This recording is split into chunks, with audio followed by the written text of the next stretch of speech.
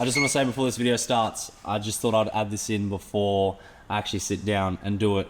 I'm probably going to miss out a lot of details. I'm going to try and be pretty in depth, but this is over a solid 3-year period.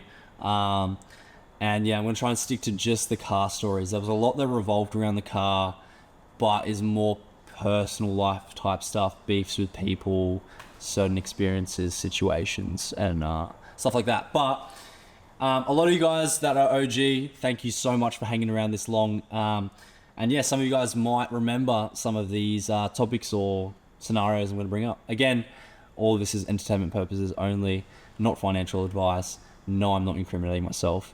But yeah, let's get stuck straight in. Alrighty guys, welcome back to another YouTube video. Now, this is a highly requested video regarding the most recent purchase being OG Shady. Now, a lot of you guys had some questions and topics and discussions and things you wanted me to cover. So I thought, why not jump on a YouTube video, sit down, actually give you guys a bit of a breakdown. Now I am going to move over to the side, get some things playing to my left or your right of the screen. And yeah, without further ado, let's get stuck straight in. Alrighty, getting stuck straight in. It's 2020, I'm leaving school, COVID, this, that. I actually bought the car, I think before that, actually. No, I graduated 2020, yeah, that's right. Let's go back to the start, actually. What was it, early 2020, 2019?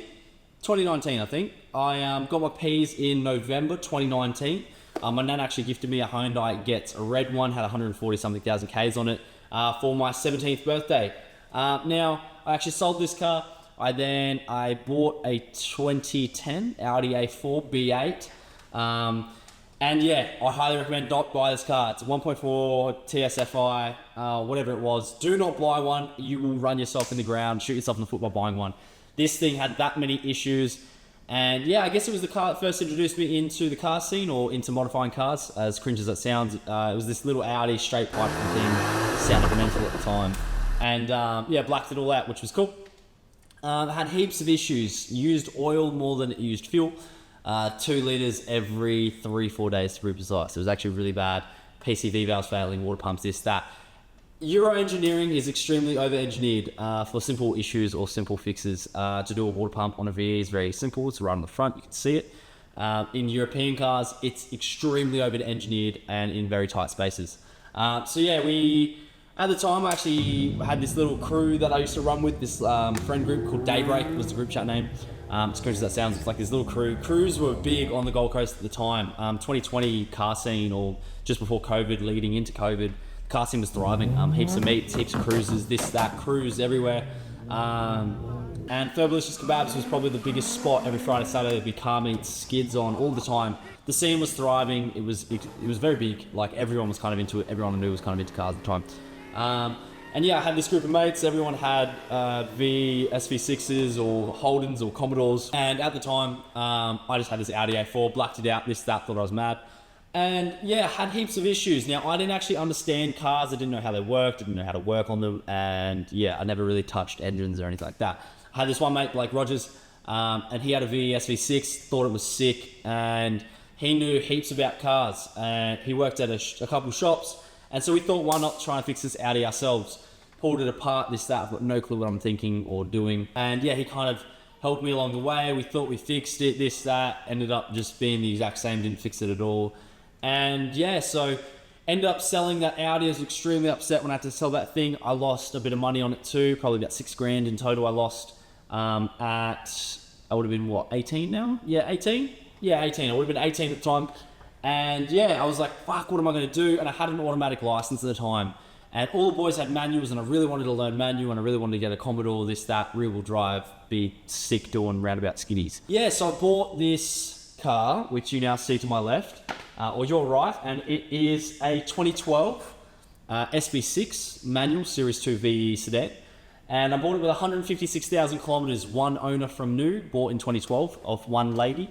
Had every book, both keys, this, that. Thing was pretty mint. It was actually immaculate at the time. Yeah, I bought it for $13,000. My mate Blake at the time came with me. I didn't know how to drive manual, so he actually had to drive it home for me. Met up with my other mate, Kieran Davies, who you would have seen in the last vlog when we went to Power Play. Met up with Kieran, and Blake and Kieran taught me how to drive manual in the car park of Carrara Racecourse. The racecourse, they have this really big open car park. I had no clue how to drive, and yeah, two of my best mates teach me how to drive manual in some random car park at like 10 o'clock at night, midnight. Which was pretty funny thinking back at the time. I really couldn't get it, really didn't understand. I'd say V's aren't too easy of a car to actually learn manual in. They grab really high on the clutch, which is something I really struggle to wrap my head around. And yeah, so first thing I did as well was rip the exhaust off the rigs. Thought it sounded sick, being an SV6 LFX, for the win, 3.6 litre. Yeah, the boys, all the boys were really stoked. I was really keen. I was like, fuck yeah.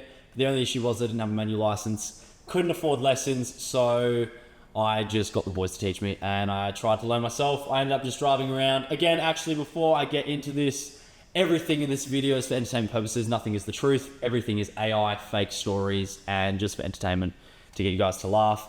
Nothing is real in the story. None of the no financial advice. There's no financial gain in this video. All of it's exaggerated, this, that, you get the point. I ended up just driving around locally around my suburb, in the back streets, just learning how to drive, hill start, this, that. So it's actually really funny. Two of my best mates taught me how to drive manual, and I kind of learnt from there how to drive manual in my own car without having a manual license.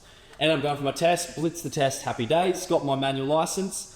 And yeah, I was like, fuck man, this is sick. I've got a rear-wheel drive, blacked out car. I had this real big thing for blacked out cars. I really wanted, I guess my brother was influenced of that. He had a fully murdered out fucking AMG. The thing was sick. Yeah, I really liked this stealth black on black mafia type cars, 5% tint, no chrome, can't see through the windows, this, that. I had this real thing for it. So I was like, yep, that's where I want to go with the car. Tinted the windows, lowered it on springs, this, that.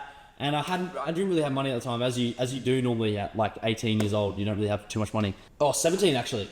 17. No, 18. It was definitely 18. Yeah, so then I started modifying it, with the rattle can. Spray painted a few things on the car. All the badges went plastied it? Yeah, plastied it, all the badges. Adds extra horsepower. And tinted the lights. And I couldn't really afford rims at the time. So I found Facebook Marketplace. My first time looking on Marketplace. Never really looked at it before. And I was like, fuck, this is sick. There's all the parts and stuff. And then I bought these Vitini Dynasties for $1,200 for a pair. And you got to think back then, this is COVID prices. So all the prices I'm about to give you are highly inflated. And yeah, so I paid $1,200 for a pair of second-hand Vitinis for fronts. Had no rears. I sold the rears off the car. And I was like, fuck, that's sick. Sold the rears for $500. Paid $700 for the front new tires. And then realized you actually do need rear tires as well and rear wheels. So when I'm Facebook Marketplace again, I bought some random ROH wheels, like $50, just to slap on the rear. Went and picked them up, mad, sick, put them on. And yeah, I'm actually going to throw up videos and photos to my left of everything that I'm talking about. Yeah, it was cool. It was the first little introduction. I took it out to this little spot and ended up there being a photographer there. He took some photos for me and then Google Drive them to me, which was sick. That was actually really cool. And yeah, I really started getting the car scene, having a group of mates that were really into cars and Commodores, and we'd go to all the meets on the weekends and stuff. And having a car crew was a really big thing back then. There was heaps of car crews on the Gold Coast. One that was, I would say, the most predominant one would be Exclusive. I feel like a lot of you guys, if you grew up on the Gold Coast, you'd know what Exclusive is or who Exclusive was. A lot of boys that hang around today knew who it was or were members in it. For example, Kyle Mead, he was a member in it. But shout out to Tama, Stevie from Exclusive, Zane Ferris, the rest of the boys, Joe Bunch, who else? There's a bunch of boys that were all in Exclusive. And yeah, they threw heaps of meets, heaps of car meets, and they really kind of ran the scene at the time. A lot of those boys had, I'd say, the toughest street cars on the coast at the time. Nothing like in nowadays, like 1,000 horsepower, this, that, that's considered hectic. Like back then it was like 500 fucking horsepower VSSs, manuals, XR6 turbos making 600-700 horse, like, which is still heaps of power, but it's like back then that was mind-blowing, like crazy, no way. And seeing HSVs was nuts, and I couldn't believe it, and this, that, and there's a few guys that had a few HSV parts on cars, like Maloo hard lids on utes, but not full conversions or full mocks. Like if you saw a HSV, you were like, fuck, no way. Like there's a HSV at this meet, this, that. And so these boys threw heaps of meets, and I used to go to heaps of them when I had an SV6, and I really got in the scene, and I was like, fuck man, this is hectic. Like I really want to meet these boys, and I really want to be in the crew, but like obviously being P-Play at SV6, like you're not going to get into any crew really that's like a tight group of mates. I didn't really understand that it was a group of mates, not so much like a crew where you can join. And so yeah, I would go attend all these meets, and then through the meets I'd meet some other mates that I became friends with, and I met a few lads, Javon, Jake, who else? Lee Sumner, And yeah, I was like, fuck man, like this is sick. That I chatted to the boys, Seth Conroy as well, shout out to Seth. And yeah, I started chatting to them. I was like, fuck, I'm gonna do this for the car. Plan to do fucking LS swap, this, that, and obviously being P plater, every P plater says they're gonna LS swap their car, so no one really believed me. And then I was like, fuck, I really want to do a crew, this, that. Really pondered, and I kept playing in my mind. And so I was like, fuck it. Hit these boys up that I've met at a few meets. I was like, fuck it. I want to make a crew called Pro Street, this, that. I used to play this video game as a kid called Need for Speed Pro Street. Really like the theme of it and the culture and the community. I guess kind of around that game and what it represented and street racing and this, that. I want to call it Pro Street. I don't want it to be like that. Street cars only, this, that. All the boys that I messaged, they were like, fuck yeah, I'm on board, this, that. Build this crew, Pro Street. If you are an OG, you know exactly what this is. We threw car meets, this, that. I say that kind of got my name out there and the boys' names out there a bit like that. That's when I guess it all started for a few of us, and it was cool. Threw a couple of car meets, got a bit of a name for ourselves. It was mad. We started doing the content. We all had our own Instagram pages. It was all just cars. It wasn't as such content. It was just more posting our car as a hobby, not for a content side of things, if that makes sense. Yeah, started to build a bit of name, get a bit of following. Now, when I first started the page, I started it as Shady MCXY. The MCXY is actually an abbreviation for my last name, McCoy. The Instagram I used to have was WLLMCXY, which is my personal account. I think it's still live, actually. And so I just took the MCXY as McCoy for my last name, and then I just ran with Shady. Now, I got the Shady name from the aesthetic of cars, not from the actual meaning of shady. I feel like it's kind of cool. The whole brand Shady, or me as like Shady, has kind of disassociated itself from the actual meaning of shady in the sense of like dodgy or sketchy or backdooring deals and this, that. Anyway, it's cool how it's kind of disassociated itself. And it wasn't that reason why I had the name. I didn't get the nickname Shady from being that guy, a drug dealer, heavy motherfucker, whatever. None of that. It wasn't that at all. And it was really just for the aesthetic, I thought, and I gave myself the name. It wasn't a nickname, for my cars. Like, I really like black on black mafia cars, like really dark aesthetic, have presence on the road, like a shadow. It's like black on black, you can't really see it. So I thought shadow, shady, like shady driver, because you can't see through windows, this, that. So that's how I got the name. As cringe as that sounds, it's actually the meaning or the story behind the whole shady thing. And yeah, so I started the handle SH4DY. Now I got SH4DY because I PPQ'd it and SH80Y was taken. I couldn't figure out where it was taken. I tried looking for it anyway, and I was like, fuck, it's 2,500 for this plate. I really want it, this, that. Couldn't afford it, but I made my Instagram tag SH4DYMCXY. And I ended up changing it later on to just Shady MCXY because I reckon it looks cleaner without the 4, but couldn't afford the plate at the time. It was something I really, really wanted. And so I had it in my car, and I don't know, I was just manifesting I was going to get this plate. Kept throwing a few meets, started doing the content, and again, crews everywhere. Car meets were thriving, scene was thriving. Even in COVID, there was heaps of underground meets. You're not supposed to be out. Again, this is all entertainment purposes only, but heaps of us would go out to the car meets during lockdown, this, that, and it was sick. Heaps of street racing in your sick SV6s that are really fast, you know?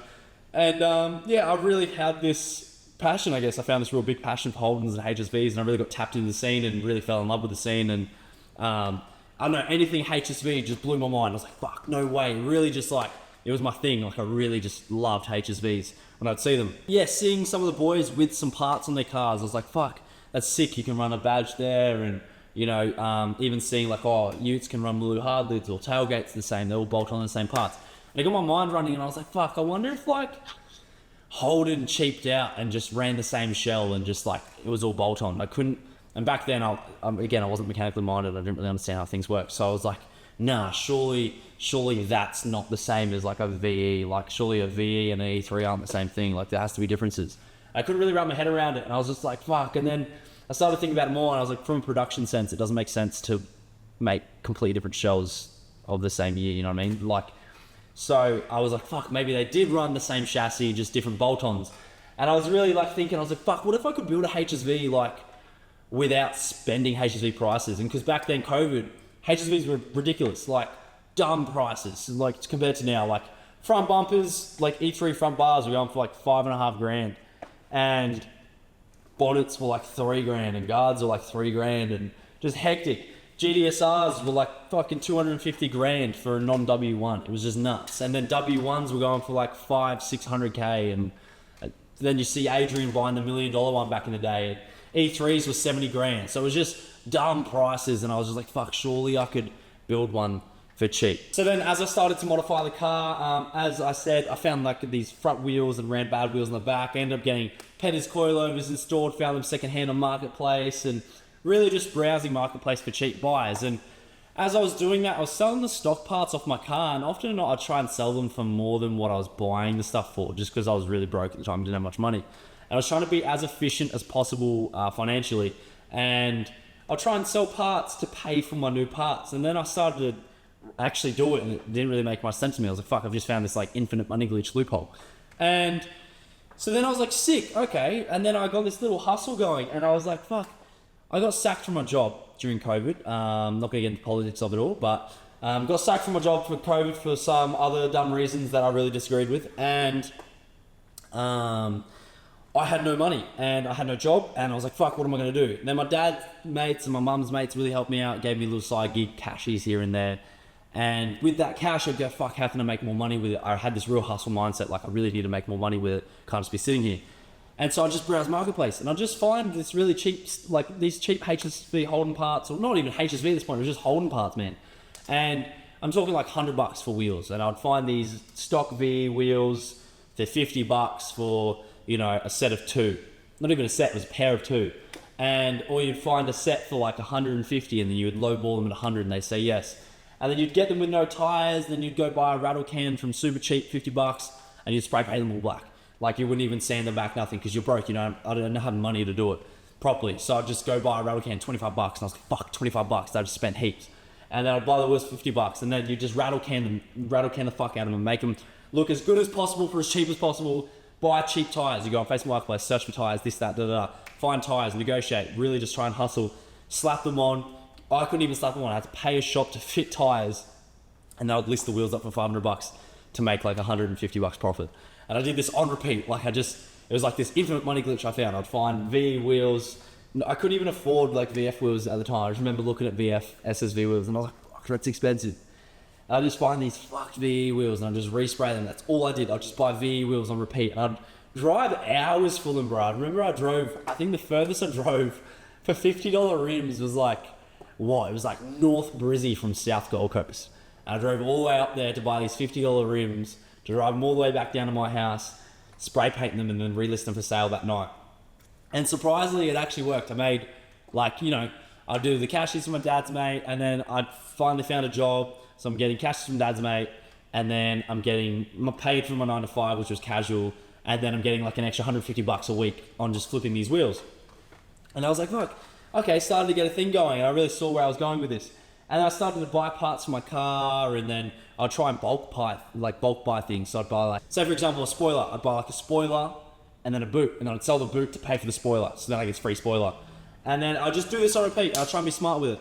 And again, we're talking like legit $100 profit. So nothing like at all. It's really, really cheap stuff. But just had that little grind and that little hustle, and I was like, I really want to make more money with my money. That's when I started getting into, once I started making a little bit extra cash, I really just started pouring money back into the car and started making it look cool, and buying new rear wheels and this mad exhaust where I'd just go buy washers and a bolt, and I'd put washers in between the exhausts, and that's my race exhaust. You know, as you do on an SV6, you just unbolt the rear mufflers. Yeah, I started to modify, I got this universal front lip, and, you know, tinted all the windows on the car, and, you know, really started to get this thing going. For people that I thought it was pretty clean. Had Santi wheels on it, started going through a few phases, got the Pro Street shit running, started doing content there, this, that's around the meets, and started to build a little bit of traction. And at the start, I got absolutely no views, man. Like, I remember posting photos and I was getting like 10 likes, and no one on I had my personal Instagram and I had my Shady Instagram, and obviously you don't cross them over because I used to think that I would get judged for my car stuff posting on my personal page, or I'd get laughed at. So I made a separate page for only the car people that I used to hang out with to follow, so that all the people that I went to school with, or all my friends or whatever, or that wouldn't laugh at it.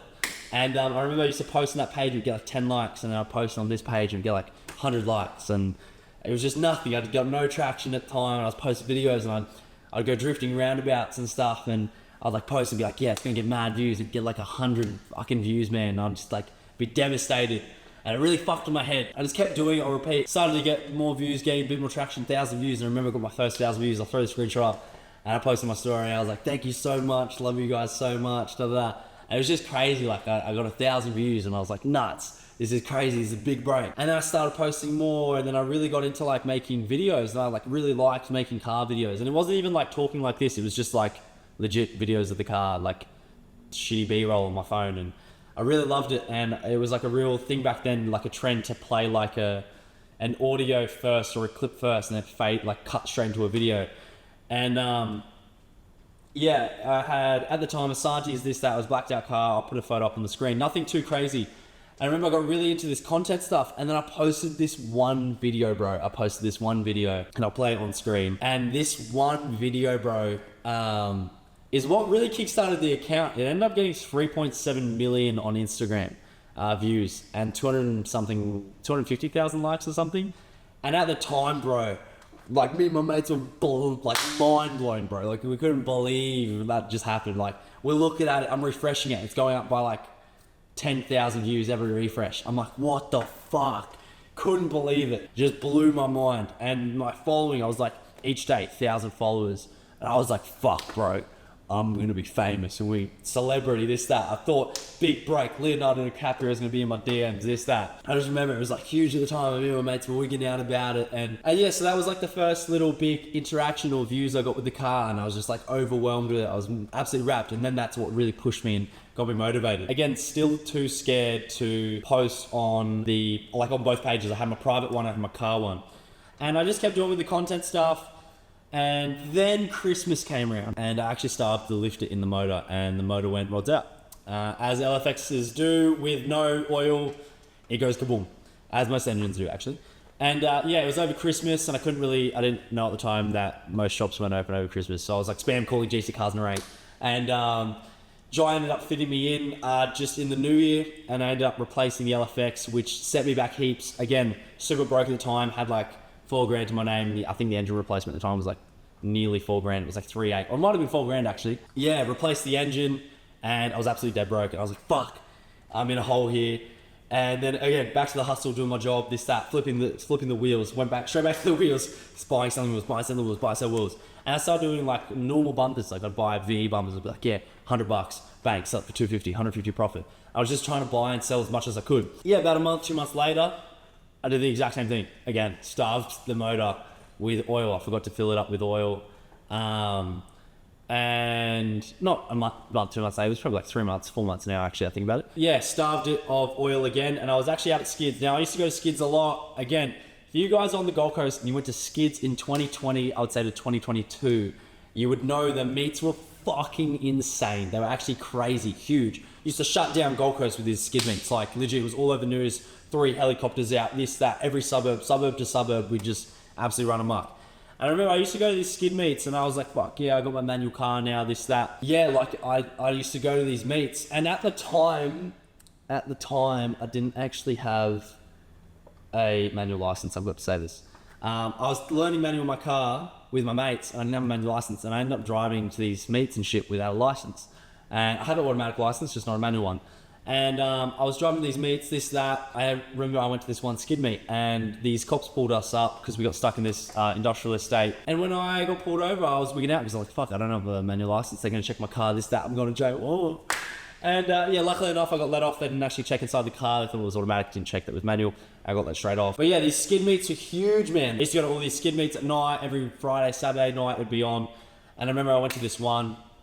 And a few of the boys were there. I think, who was there? Aristotle, Blue Static FG, and Lee Sumner, Clapped FG. You guys were there, I think, the night it happened.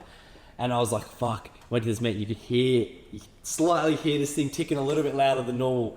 And I was just like, nah, this is the time. I'm going to LS up the car. Dead broke, no plan, no money, and no shop to do it. I thought it'd be a great idea to just fucking send the motor off. Although I could have pulled it out, sold money, I didn't do it very smart. I decided to just start doing limited skids. in another effects with no oil. It progressively got worse. Went from a tick to a knock. I pulled over with the mates, went off with the boys, popped the motor, and we're just like, nah, it's done. I was like, nah, it's not done. Take it back out. It's knocking bad. I'm just skidding it, knocking, just like all you hear is rod knock. I just remember thinking, like, I had the biggest smile on my face as I'm doing it, because I'm just like, fuck yeah, you're gonna LS swap your car now. LS swapping wasn't too big back then. There was definitely people doing it, but I don't think it was as predominant or mainstream as what it is right now. Neither was HSV mock-ups. Again, as I mentioned before, people were doing little pieces here and there. I didn't actually know anyone that had done a full mock-up. I did know one person that had actually done a full LS swap, which was Mitch Lee's Slain or Fake R8, as you may know him. Actually did a full LS swap, made about 500 wheel, manual V, grey ute, which was sick. I actually got to drive the car when... This is I'm not really providing evidence. Again, all this is entertainment purposes only. I'll get into it in a sec, actually. And I knew he had a V8 swapped car. And I was like, fuck yeah, I'm gonna, LS swap my car. Had no money at the time, this, that, ended up going rods out at the skid meet and then limped it home because I got it to knock and it hadn't seized yet. I managed to limp it home with rod knock and a hole in the block, limped it back to my house. And then as I pulled in my street, the engine seized the fuck up. And I clutched in, tried rolling. Sorry, the camera actually just turned off. It just, battery just started. Just put a new battery in. Where was I at? Yeah, I was rolling it down the hill, got it to my house. Yeah, parked it up, managed to get it to my house actually. And yeah, I was like, biggest smile on my face. I was like, yeah, I'm on LS swap, here we go. Again, no money, no plans, and no one to do it. So then the hustle started kicking in again. And I started to just buy and sell parts and I actually stripped the entire car. Now this thing was actually pretty clean at the time. I ended up selling off everything, the whole body kit, all the wheels, brakes, and pieces of the interior. At the time it was COVID prices, so shit was actually worth quite a bit. I sold a VE front bar for $1,000, bonnet for 500, guards for 500, rear bar for 400 I think it was, and what was it, spoiler for 200 bucks. So I sold it all for a bit of money, bit of cash back in my pocket, happy days. With that money I was like, fuck man, how am I gonna afford this LS swap? And this is over a period of 8 months it took to accumulate what I'm about to say, or up until I managed to meet Logan. Let's just say up until I met Logan. Or took it to the shop. Let's say, 8 months up until I took it to the shop from where I'm talking now. Here I am, 18, 19? I would have been probably 19. Yeah, I would have been 19 at the time. Still on red peas. Surely I would have been on green pea, I reckon.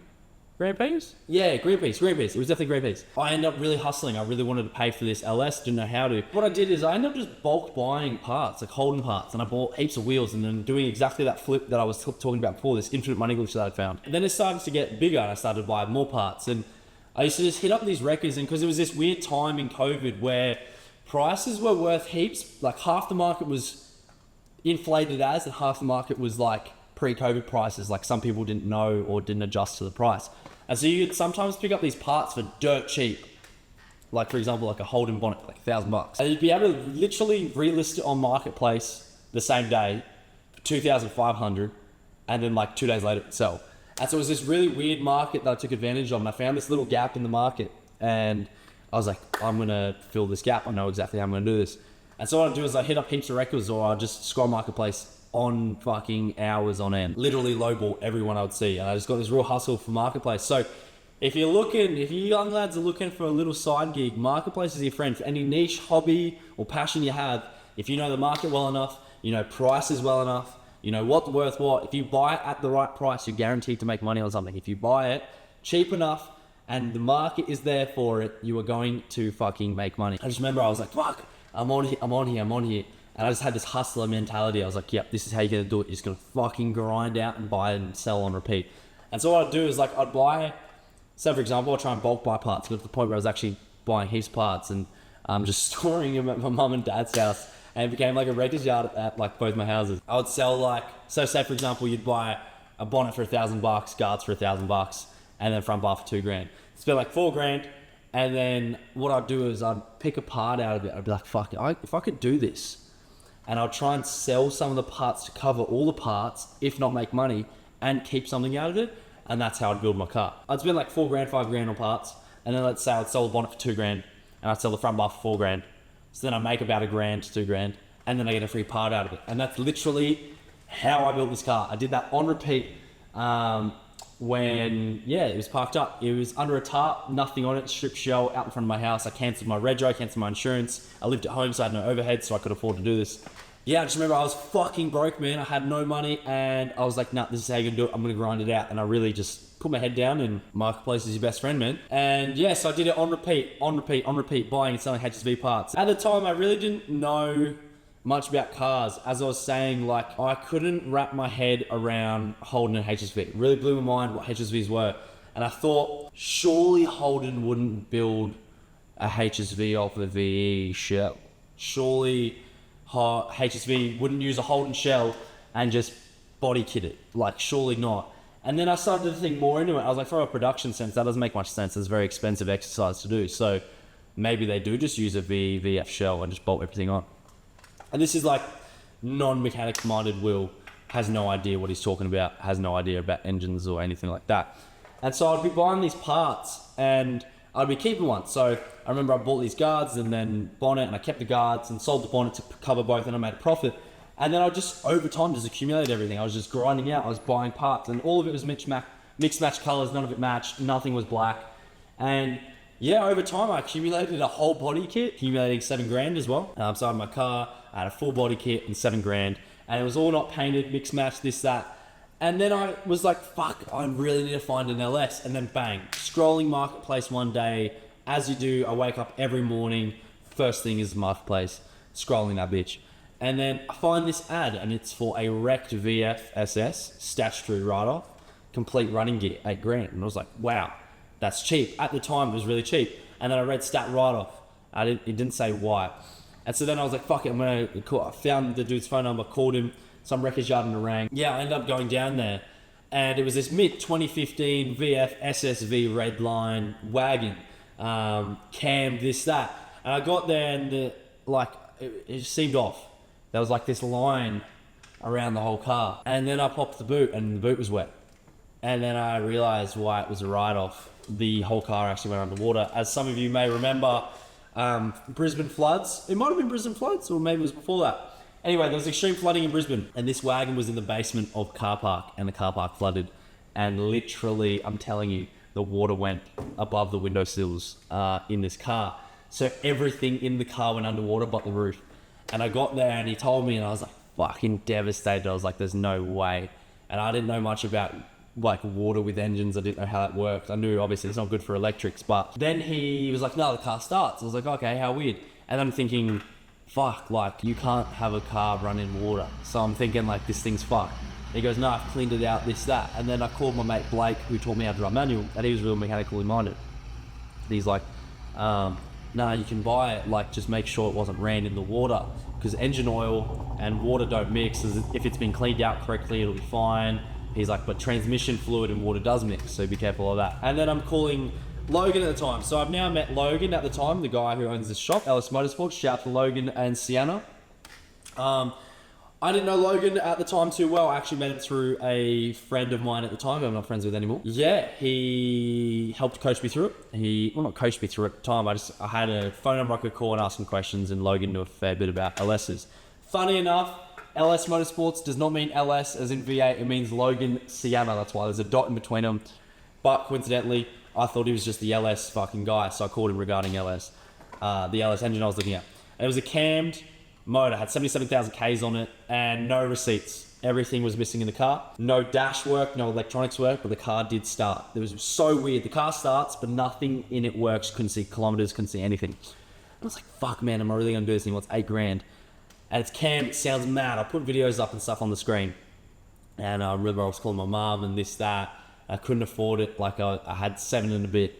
And so I hit my mum up, and she loaned me the money at the time. I paid it back over time. And she loaned me money. I was like, fuck, am I really going to do this? And I was hyping myself up, and I was like, nah, fuck it. And I heard him start it off again. I was like, yeah, I'm doing it. Bang, bought it, shook his hand, bought this engine conversion. And I was like, yep, on, full body kit. Now I've got an engine, this, that. And so then he's pulled out the engine, collection day. And then by this time I booked it in with LS. And again, I'm not close to Logan at all at this stage. I'm just a customer to him. And I'm just like, he's just a mechanic to me. Then I dropped my car off there on the tow truck, and I'm filming it all, and I'm hyped up, and I'm getting all these videos. And at this time I had a bit of like a following on socials again from that video. So my socials started to kick off a little bit. When I say following, it was like fucking 9,000 or something. I remember I was just getting hyped up, and then I started posting TikToks, and TikTok started blowing up because everyone was talking shit and fuck, you can't mock up an SV6 and you can't LS swap this. And this is the other thing too. I'll quote Troy on this. A quote that really stuck with me from Troy Candy over the years is when he was talking about how he wrapped these 3 cars rose gold, or like this chrome gold. And it was, it doesn't matter whether they like you or they hate you, or it doesn't matter whether they're talking shit or they're not. Either way, they're talking about you. And that really stuck with me. And it was like this thing of whether they like you or they don't like you, they're talking about you. Whether they like what you're doing or don't like what you're doing, they're going to talk about it. And that whole idea really sparked something in baiting people into interacting with my content. And that whole mocking up an SV6 or turning a non-HSV car into a HSV. People have done it. I'm not going to claim I'm the first. I'd just say it definitely wasn't as popular or as mainstream. I feel like I definitely assisted in making mock-ups mainstream or more known to the younger lads, I'd say. And same with LS swaps. And then, yeah, I just really baited people into commenting. I was posting up this V6 that I'm LS swapping, this, that. Again, it wasn't videos of me talking, it was of just the car. It started to get some traction, and a lot of it was hate. And I just kept baiting people in and talking shit back to them and getting them to re-comment and really baiting people to like spam comments, whether it was good or bad. It would just run my algorithm up. So then Logan started to build the car, and it really started to go well. Like I was like, fuck, I'm really on here. And then, yeah, so the car is at LS, getting LS swapped. Again, I've gone through 2 motors now. Blew the first one, starving it for oil. Blew the second one, starving it oil, and sent it at skids because like, fuck yeah, I'm gonna LS swap it. Did the whole HSV hustle. I had a full body kit. Now I stripped the body kit once it got to Logan's because I need to get paint. And again, hustled. Got some money behind me again. Paid for the paint. And Logan actually got all the body kit transported down to Loco, Dane for me. And I really wanted to do something different. Now at this time, once I dropped it off to Logan's, or I'd say a few months before that, during that 8-month period, from when I blew the second motor to when I got it to Logan's, as I was hustling, I actually managed to lay by that Shady plate, the SH4DY, because Shady in all letters wasn't available. And I remember I just lay by it, and I was like, yeah, I've fucking done it. Like that was it, I made it. I lay by it, paid it off over time. Now the timing of everything is absolutely crazy how this all lines up. So I've dropped it off, Logan's doing the car, this, that. All this shit goes to paint. I lay by the plate. A couple of weeks go by, I'm not with the car, not making any content, and then finally, Logan sends me a video, car runs. Not tuned, runs. And he goes, I'm gonna transport it down to the dyno, GCHP. Now, I knew nothing about tuning, this, that. I heard of a guy called Alex Mann who tunes. So yeah, the car got transported down to GCHP as a bare shell, had nothing on it. Again, so it was an SV6, stock interior, no body kit on it. And I managed to find these wheels. Now, Royal Auto Styling was a huge thing back in the day, a big shop for auto styling, anything aesthetics for cars, wheels, tires, suspension, and stuff like that. And I remember they did this Maloo, and I think it was Like Me Maloo, I think his Instagram tag is. I think it's still available. He had these Anahan DSO7s on it, and I thought they were the coolest fucking rim, man. I thought they were sick. So I ordered a set from the States. Everyone was going like, no, you can't run 11-inch wide wheels. And I couldn't find specs on this guy's rims. Like Royal wouldn't give them to me. I tried messaging the guy, he wouldn't tell me. Everyone was kind of gatekeeping it. And then I was like, fuck, I bought him. Realized they're Ford stud patterns. So then went over to Dr. Wheels. And again, this is all new information. So I'm meeting all these shops as I go. And it's funny because like I've been using all these shops like to this day. And went over to Dr. Wheels, they re-drilled them. You do need drilling for wheels, like stud pattern changes. Hit up Dr. Wheels in Yatla. Yeah, so got these wheels drilled out there on the car. The car's getting towed down with no body kit on it. Again, I'm putting up photos and videos next to me. It's down to tune. And bro, I remember I met the car down there, and just fucking nothing can explain that feeling, bro. That nothing can explain. I'm telling you, man, I was fucking broke from this car. Like, I actually fucking struggled over this 8 months. Putting the body kit on, like at the time, it was my whole world, bro. It's all that what it meant to me. It meant everything to me, like doing this body kit, bolting it all on, hustling, just that. Driving hours for parts, bro. Like legit driving hours to pick up parts to make money at midnight. I'd be driving fucking at midnight to go pick up parts to make money. And I just had this real fucking hustle for this car, and I worked my ass off to do it. And then I just remember it started and he was on the dyno, it was fucking roaring, and Bro, just nothing can explain it. Finishes tune. And also, being a V8, I'm on my P's too. I forgot to add this in. I actually had a mate who had an exemption to drive a V8 on his P's and was the only person I knew that had a V8 on his P's. And I was like, fuck, he's the maddest cunt. I was like, fuck, how do I do it? This, that. So I ended up getting an exemption because I was in dire need to have a V8 on my P's. It was my only form of transport. There was no buses nearby. I needed it to get to work. And yeah, so I got my work to write me a letter. I got my mum to write me a letter. And the car was registered in mum's name. It was mum's car, not mine. Yeah, so months on end I was applying for this exemption, and it took a while to actually even get in touch with someone and get it approved. It took actually a few months to get this done. And the timing on this is impeccable, bro. So it goes to tune, no body kit, this, that. I go to tune. I'll try and find the video somewhere. I drove the car with, again, this is all entertainment purposes only, this didn't actually happen. I drove the car with no fucking license, no body kit, no panels on the car. It's a bare shell with a fucking engine in it. No bonnet, no front bar, no guards, no headlights, no rear bar. It had tail lights on it, no spoiler, and that was it. It was a bare shell. You could see everything in the engine bay. And I remember I drove it back from the dyno all the way back to my house. And people were wigging, bro. I'm just driving this loud ass manual cam V8. And I was ripping it up. I just remember, this is my first driving thing. Nothing will fucking compare to this, bro. No car I'll buy now. The fucking GDSR doesn't compare. Nothing. No car will ever compare to this feeling. I drove this car home from the dyno. Red hot as, man. Red hot. Like asking to get pinned and pulled over. And I drive home, I get it home, and I'm showing my parents. I'm like, fuck, look at this. And they're looking at me like, you're a psychopath. What the fuck is this car? Dane calls me, goes, bro, your body kit's ready. I'm like, fuck, no way. Like, timing on that's crazy. And I lay by this plate. I lay by the Shady plate months prior and waited days, months. And then finally, bro, I walk up to my house. No, before that, Dane calls me when I'm on the street. I literally pull up to my house. Dane calls me and goes, body kit's ready. Check the mailbox as I do. Bang, letter from TMR. Exemption approved. I'm wigging. I'm like, holy shit, no way. Cars in pieces. Exemption gets approved. No body panels. I'm like, fuck yeah. Body panels ready. Exemption approved. Walk upstairs. Bang, PBQ place sitting on the table.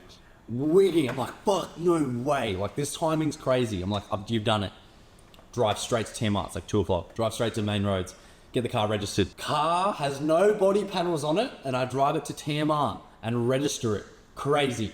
Plates are on it. Put all the body panels on in Loco's car park. And bro, I thought I made it. Like, you've got a HSV, this, that. Obviously, I knew it's not a real one, but the TikToks and videos and shit was going well, and everyone was interacting with it, and everyone's clowning me. And again, back to the thing with Troy. And I was just thinking like, fuck, really run with it. And so I'm just running with the fact that I've built a mock-up off an SV6 and I've LS swapped it.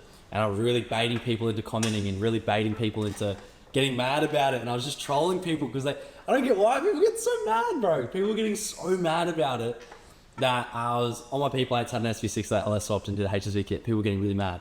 And so I was just baiting people into commenting, and then the whole cleaner than most genuine started as a bit of a piss take for people that would comment talking shit. I'd go, oh yeah, but it's cleaner than most genuines. I remember my mates actually gave me that slogan or motto. He commented on someone clowning them in the comments of some TikTok. And I just ran with it, cleaner than most genuines. It's been the motto from the very start. It's kind of stuck with all the cars. I mean, mock up, genuine GES, but W1 mock up.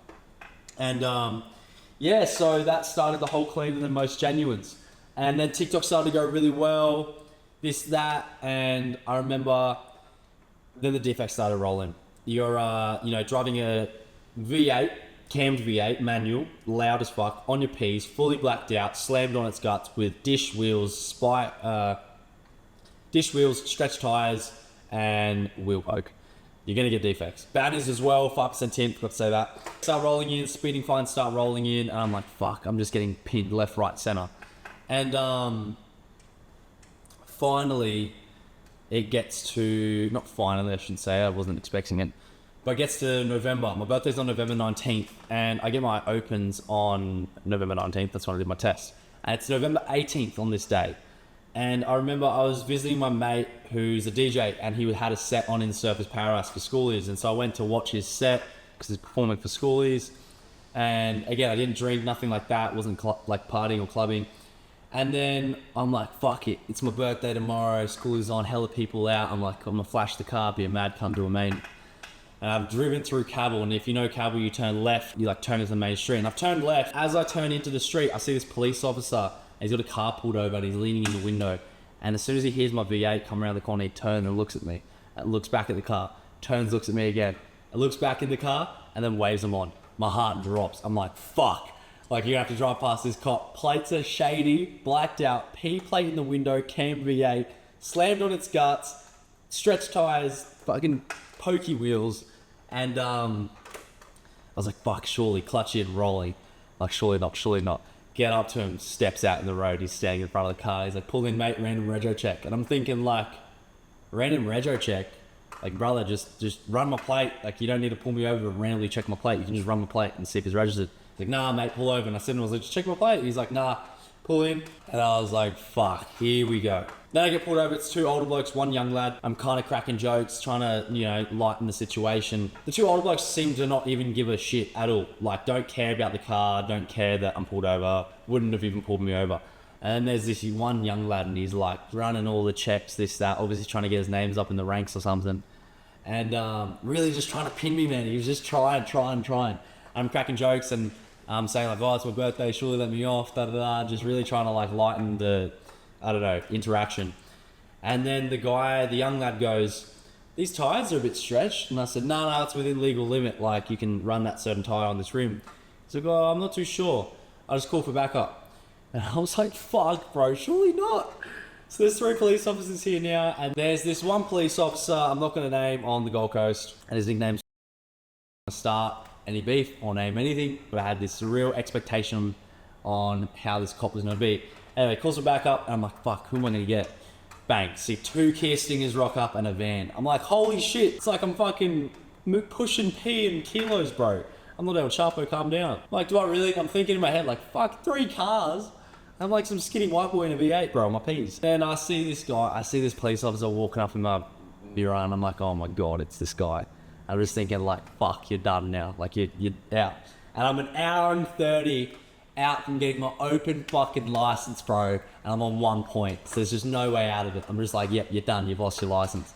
I'm trying to joke with him, trying to say, surely, give me 1 hour, I'll park the car at the front of the shop and I'll sit in the police station. Surely, like, just let me like do that and it'll go to my open license. I got 12 points. Wouldn't do it. Like, fuck. Surprisingly, I had this expectation that he was going to be a bit of a and he actually wasn't. He was actually really nice. He did defect me on everything, but other than that. But yeah, it got done for exhaust, too low, tinted windows, window banners, stretched tires, bold tires in the rear, poking rims. Yeah, that was it. They were going to do me for outside my curfew, but I was like, only reason I'm outside my curfew is because you guys pulled me over. I was like 30 minutes early. Anyway, he was going to tow the car. And I was like, fuck, no, surely not. Convinced him that I had a mate that lived 5 minutes down the road that I could park the car at so it didn't get towed. And then, yeah, so my tyres are bold as fuck in the rear. And he's like, nah, mate, can't let you go. Like, if you drive home, tyre pops, and then you kill a family, that's on me, da-da-da. And I'm like, no, he lives 5 minutes down the road, this, that, da-da-da. Anyway, let me out. I end up driving home. I'm dirty as, bro. I'm filthy. I'm like, I've just lost my license a day before getting my opens, man. Like, hectic. And I'm on curfew, outside curfew now, driving home, this, that. And I was like, nah, fuck it. I was in a real mood, bro. Just like, dumb second, biggest tipping I've ever done at the time. And I was like, this is the send-off. I just didn't give a fuck what I was, like, what was happening. Blew the rear tires and then limped the car all the way back to my house on rim. Fuck, I've lost my license. I'm broke as again. All these fines coming in. And I hit my rock bottom, or rock bottom it was at the time. And I was just spewing, man. I was just like, fuck, like, you've dug yourself a hole here. What are you going to do? Struggling to make money, and then the car's costing me heaps in insurance because I'm under 25 with a V8 and it was insured for a like decent amount. And I was like, fuck, bro, you're going to have to sell your car. At the same time, I had the ideas of like, what if I was to sell mine for decent money and then slowly build a VF over time? Like, the VFs were the duck's nuts. I was like, holy shit, the interior's a nuts, this, that. Imagine building a VF. And it played on my mind, played on my mind, played on my mind. And so then I listed my car for sale, and I listed it for $46,000 at the time, which is fucking expensive. But again, COVID, so it wasn't too bad. Imagine buying SV6 with a body kit and LS stock interior, $46,000. And then yeah, it sat on it for a little bit, and then finally, I got offered a swap for a VF SSV Redline manual ute. It was a straight swap. The guy was down in Grafton, and yeah, I was trying to do the swap without giving him my wheels. I really wanted my wheels, and then we ended up agreeing to straight swap cars, no rego. And I just remember, bro, I've got a photo of it when he first picked it up. And then he took it and he drove off, and I got a video of it. And bro, I just sat in my driveway and I was just bawling my eyes out, bro. It was like, it represented heaps, man. It represented like way more than just a car. Like, had my first relationship or first girlfriend when I had that car, first date in that car. Had heaps of memories with like some of my best mates who I stopped seeing at the time, or you know, like it just represented heaps. Whole time period, whole time capsule that car represented. In my life, with friends, girlfriends, family, hustle, grind, like taught me heaps, really got me going, represented all my socials, represented everything, man, like represented my hard ass fucking work that I put into that car, busted my ass, represented all of it, all the fucking tears and blood and sweat and time and energy and money and setbacks. And bro, it just hit me once. I was like, fuck, man, I was just bawling my eyes out in the driveway. It wasn't so much like, it was like, yeah, I lost the car, but it was like, I felt like I'd like almost sold myself. Like I almost sold the sentimental value for a financial gain. And I really I hated that, bro. It really fucked with me. So I had this bit of money. I had this SS, and then I ended up selling the SS for 34 grand. And I was like, fuck, it's not bad. The car originally, like building it to this point, owed me $36,000. So I sold it for 34, which isn't too bad.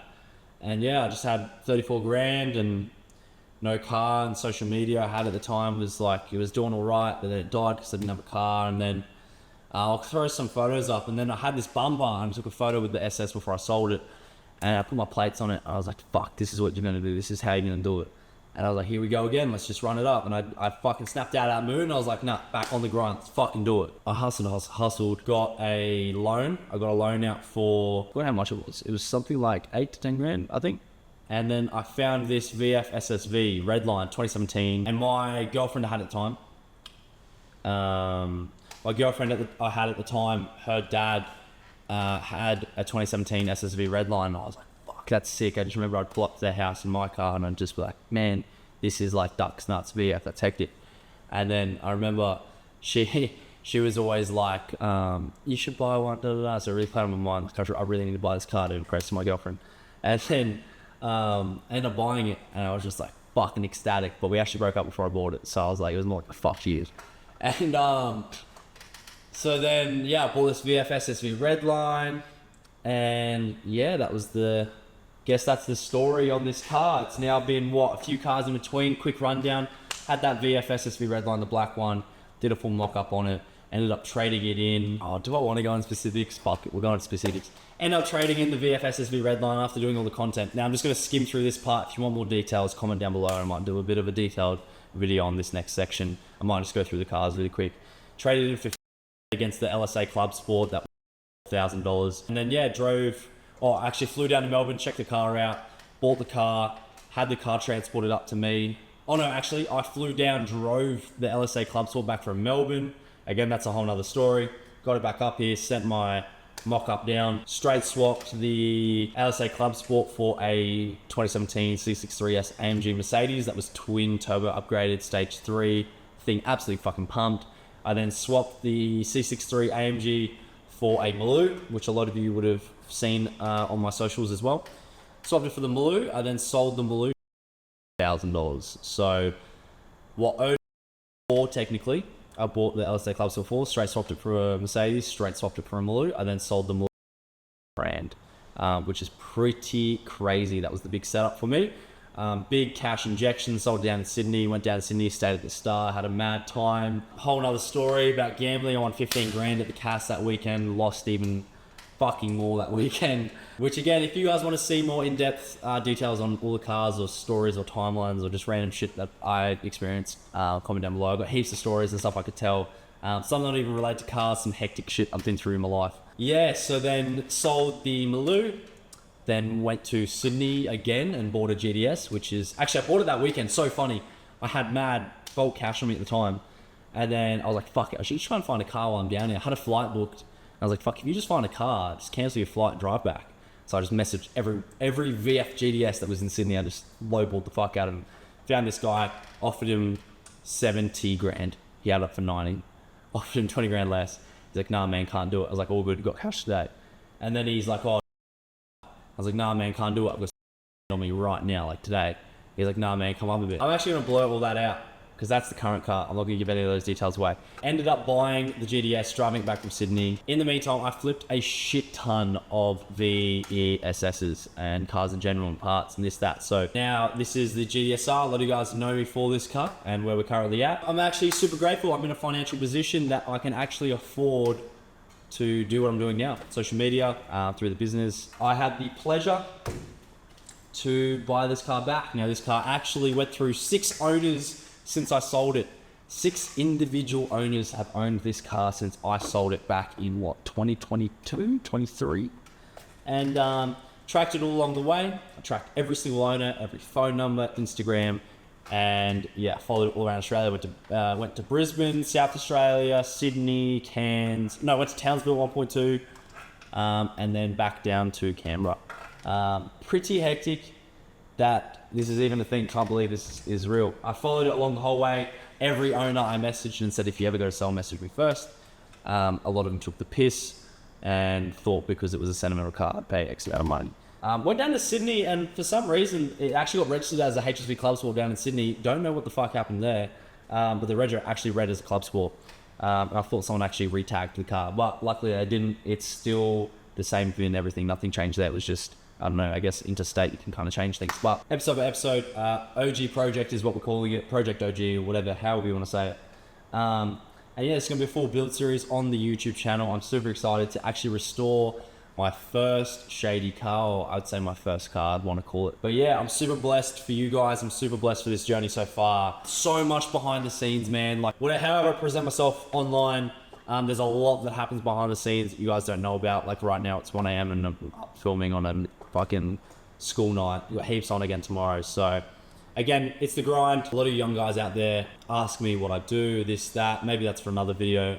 But a little bit of insight into the come up, I guess, or to get to this position now. Not saying this is super successful or not bragging, and I'm not saying this is like I've made it, nothing like that. But I'm definitely proud of where I am, is what I should say. But yeah, a bit of insight into the flipping. I highly recommend any of you young lads trying to make some extra cash. Marketplace is your best friend. But yeah, I can't thank you guys enough for the past 5 years. It's been absolutely crazy. Been crazy ride. I've met some absolutely amazing people, experienced some absolutely amazing things. Bit of backstory on the old girl just here, OG Shady, my first car. There you have it.